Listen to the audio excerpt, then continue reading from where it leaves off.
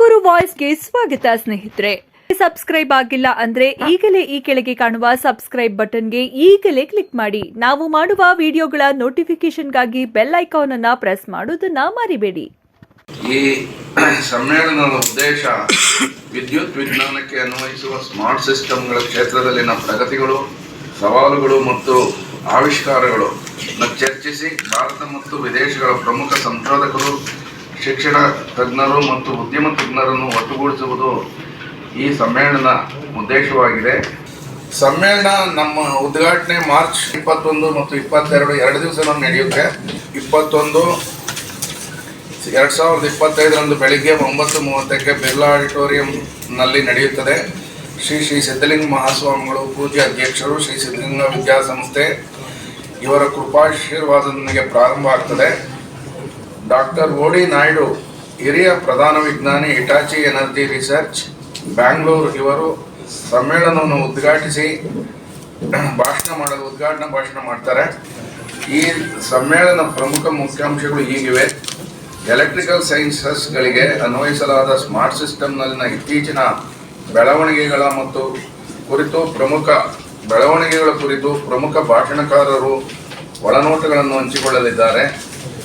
ತಂತಿರಹಿತ wireless communication, ಸ್ವಾಯತ್ತ ವಾಹನ, autonomous system, smart ಸಂವೇದಕಗಳು ಮತ್ತು ಪ್ರಕ್ರಿಯೆ, ಯಾಂತ್ರೀಕೃತಗೊಂಡ ಕ್ಷೇತ್ರಗಳಲ್ಲಿನ ಇತ್ತೀಚಿನ ಪ್ರವೃತ್ತಿಗಳ ಕುರಿತು USA, ಚೈನಾ, ವಿಯೆಟ್ನಾಂ, ಒಮನ್ ಮತ್ತು ಇರಾಕ್, ಇದಲ್ಲದೆ ಭಾರತದ ಹೆಸರಾಂತ ಸಂಸ್ಥೆಗಳು ಮತ್ತು ಉದ್ಯಮ ವೃತ್ತಿಪರರು, ವಿಜ್ಞಾನಿಗಳು ಮತ್ತು ಸಂಶೋಧನಾ ವಿದ್ವಾಂಸರು, ಸಿಗ್ನಲ್ ಪ್ರಕ್ರಿಯೆ, IoT, ಇಂಡಸ್ಟ್ರಿ 4.0, ಆರ್ಟಿಫಿಷಿಯಲ್ ಇಂಟೆಲಿಜೆನ್ಸ್ ಮತ್ತು ಮೆಷಿನ್ ಲರ್ನಿಂಗ್ ಅಪ್ಲಿಕೇಶನ್ಗಳು, VLSI ಡಿಸೈನ್, ವಿದ್ಯುತ್ ವ್ಯವಸ್ಥೆಗಳು, ವಿದ್ಯುತ್ ನಿಯಂತ್ರಣ ಮತ್ತು ವಿದ್ಯುತ್ ವಾಹನ, ಸುರಕ್ಷಿತ ಸಂವಹನ ಮತ್ತು ಆಧುನಿಕ ವಸ್ತುಗಳ ಬಗ್ಗೆ ಸಂಶೋಧನಾ ಲೇಖಗಳನ್ನು ಪ್ರಸ್ತುತಪಡಿಸುವರು.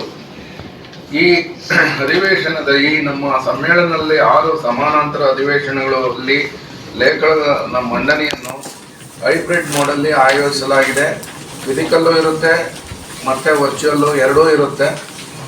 6 ಪ್ಯಾರಲಲ್ ಸೆಷನ್ಸ್ ನಡೆಯುತ್ತೆ.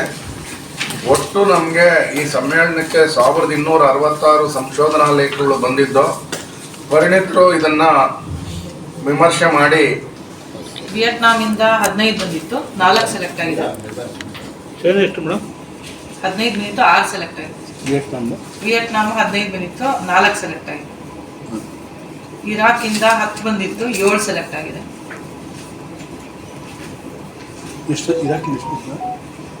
10 ಬಂದಿತ್ತು, 7 ಆಗಿದೆ. ಓಮನ್ನಿಂದ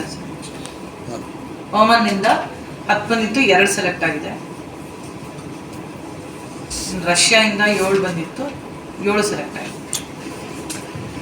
1266 ಪೇಪರ್ ಬಂದಿತ್ತು, ಅದರಲ್ಲಿ 175 ಪೇಪರ್ ಫೈನಲ್ ಸೆಲೆಕ್ಟ್ ಆಗಿದೆ. ಈ 2 ದಿನಗಳ ಸಮ್ಮೇಳನದಲ್ಲಿ 175 ಗುಣಮಟ್ಟದ ಲೇಖನಗಳನ್ನು ಆಯ್ಕೆ ಮಾಡಿದ್ದಾರೆ ಪ್ರಸ್ತುತಪಡಿಸಕ್ಕೆ. ಈ ಲೇಖನಗಳು IEEE ಎಕ್ಸ್ಪ್ಲೋರ್ನಲ್ಲಿ ಪಬ್ಲಿಷ್ ಮಾಡಲಾಗ್ತದೆ. ಪದವಿ ಪೂರ್ವ ವಿದ್ಯಾರ್ಥಿಗಳ ತಾಂತ್ರಿಕ ಕೌಶಲ್ಯ, ಇದು ಸಮ್ಮೇಳನದ ಬಗ್ಗೆ.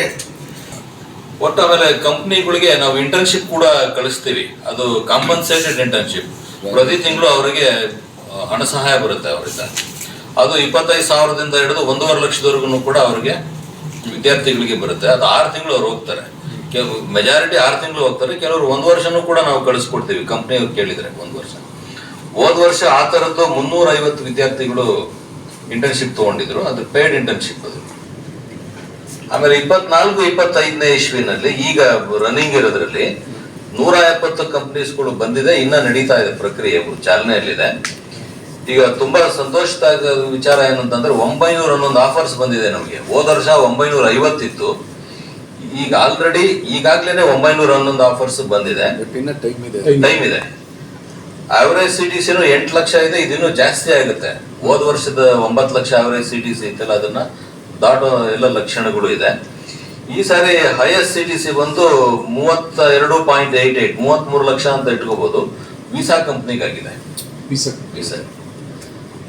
ಸೊ ಇಷ್ಟು ಪ್ಲೇಸ್ಮೆಂಟ್ ವಿಚಾರವಾಗಿ ನಮಗೆ ತುಂಬಾ ಚೆನ್ನಾಗಾಗಿದೆ. ರಿಸೆಷನ್ ಇದೆ ಇಂಡಸ್ಟ್ರಿಯಲ್ಲಿ ಅಂತ ಹೇಳ್ತಾರೆ, ಆದರೂ ಕೂಡ ನಮಗೆ ಪ್ಲೇಸ್ಮೆಂಟ್ ಚೆನ್ನಾಗಿದೆ.